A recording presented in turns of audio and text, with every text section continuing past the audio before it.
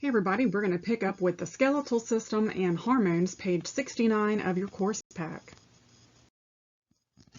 So on the top of page 69, you'll notice there are some hormones that we'll discuss.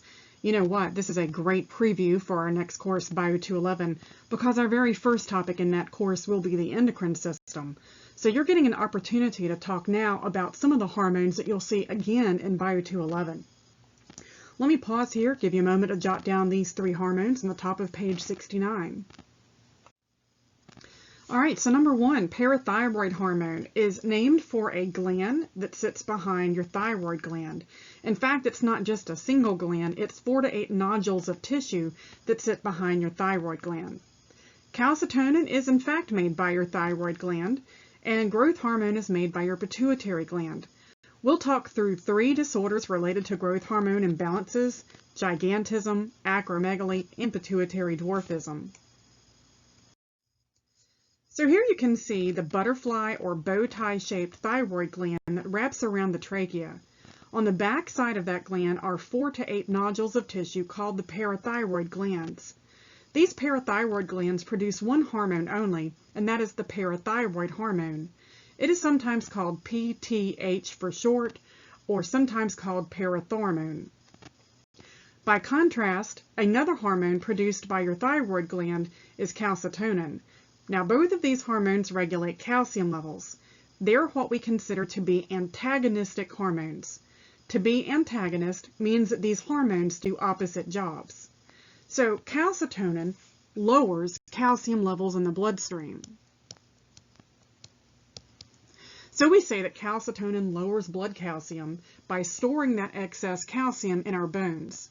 We do that by activating osteoblasts to deposit more calcium salts and build those lamellae. If you're a young child, this may result in longer bones. If you're an adult, this may result in appositional or wider bone growth. Now, flip to the opposite conversation.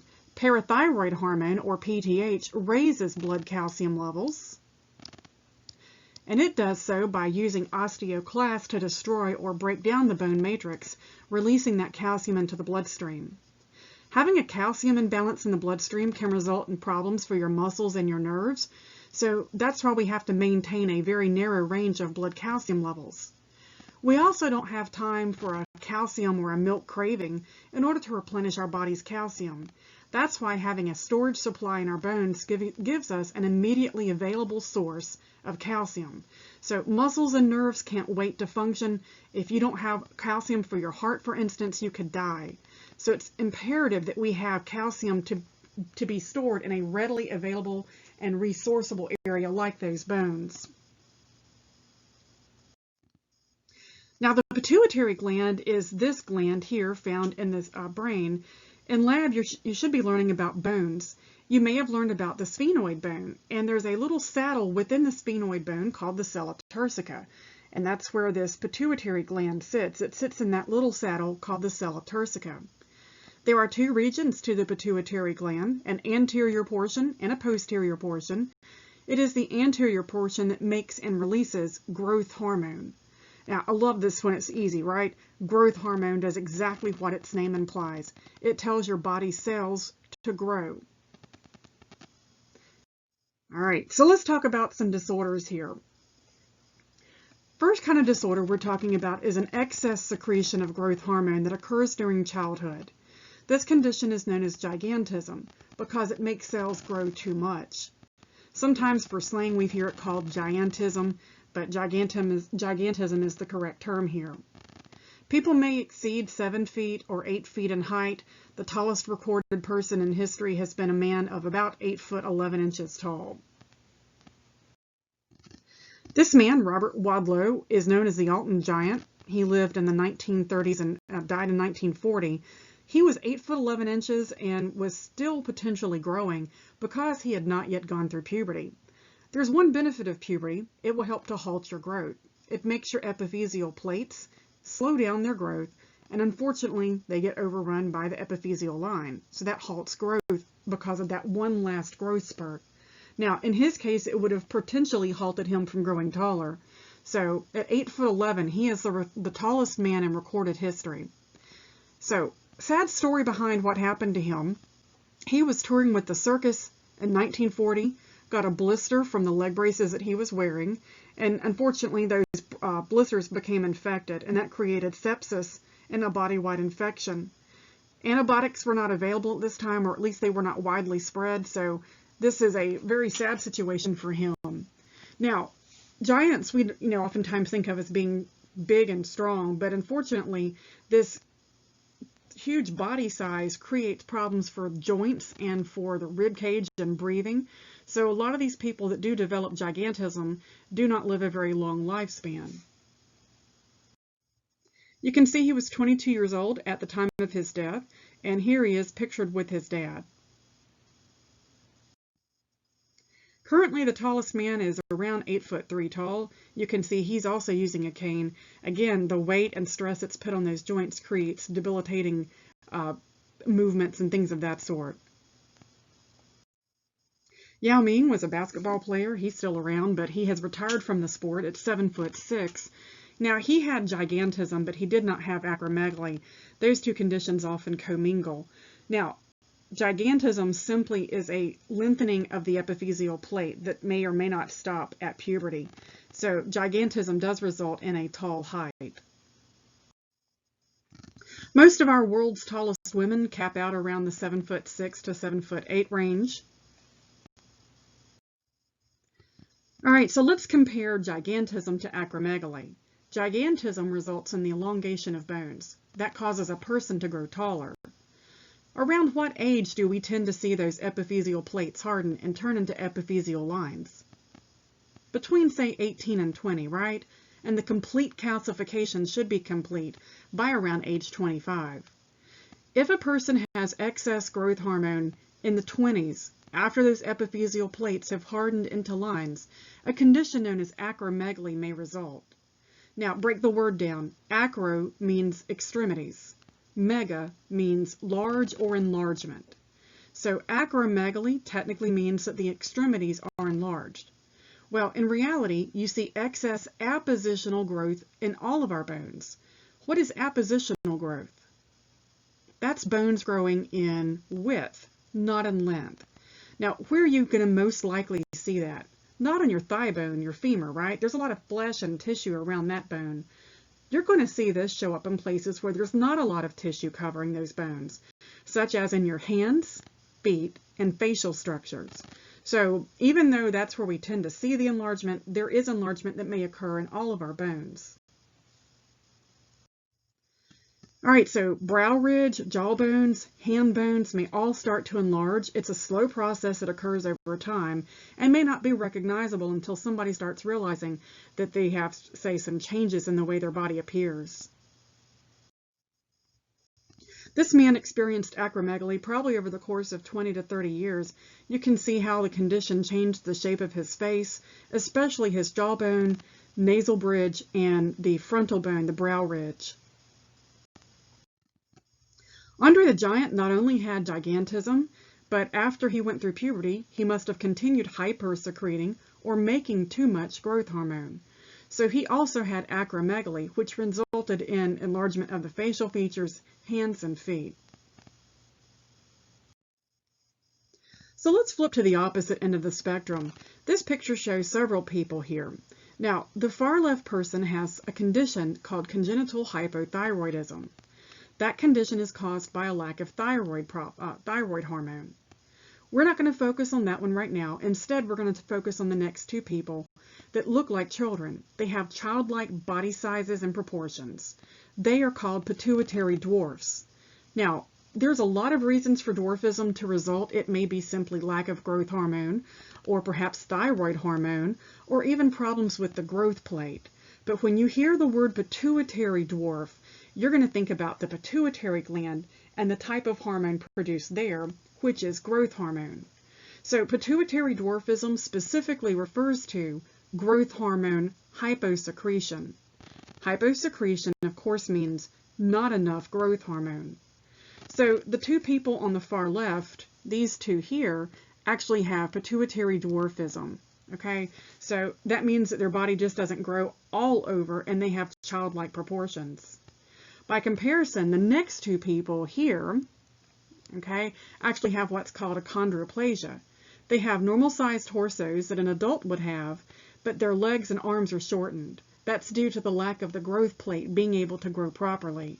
So had you given them growth hormone, their bodies may not have responded by growing or taller or longer. So let's talk about calcitriol. It's number 4 on your worksheet on page 69. This one is made in the kidneys and needed for proper calcium and phosphorus metabolism in the bone. So we know that we need calcium in our bones to make them strong and healthy. Calcitriol is just a form of vitamin D called vitamin D3. So I'll put that 3 on there. So you can actually make vitamin D3 in exposure to the sun in your skin, or you can get it from milk and dairy products. Here's 2 conditions caused by vitamin D3 problems. One of them is called Osteomalacia. The second one is called Rickets. The cause of Osteomalacia is either a vitamin D deficiency or a vitamin D metabolism problem in adults. So the age group that's affected specifically here would be those adults. Bones are affected by becoming soft, and unfortunately when they're soft they tend to fracture under the body's weight. If you break this word down, you can see osteo means bone and malacia means softening. So this word implies that the bones are no longer strong enough to be able to handle the weight of the body. So that means that there's less calcium being stored to these bones. Rickets is pretty much the same condition. It just affects a different population. So the cause of rickets, again, is a vitamin D deficiency or a vitamin D metabolism problem. Again, vitamin D is necessary for depositing calcium and phosphorus to the bones and making them strong and healthy. The age group that is affected would be children. And again, the problem here, how bones are affected, is they cause the bones to be soft and to fracture under the body's weight. Since children are still growing, this can be detrimental for having a child reach his or her final destined height. So children may be, say, in the 4-foot range if they develop rickets during those growing years. You can see here that the bones in this picture are bowed. That's because the bones are soft due to a lack of calcium, which is due to a lack of vitamin D. I'm not saying that everyone with bowed legs is a person with rickets, but it is a common thing that happened in our recent history. We found that people with rickets didn't have vitamin D either in their diet, enough sun exposure, or either a metabolism problem that prohibited them from being able to put that calcium into their bones. These are all rickets conditions. You can see the bones are soft and cause a malformation of the bone growth. Number 5 on your worksheet is thyroid hormone. We'll talk specifically about thyroxine because that's the particular type of thyroid hormone necessary for proper growth and development of our bodies during childhood. Now, you may have heard of thyroid hormone before. It is often called a metabolism hormone, and that is correct.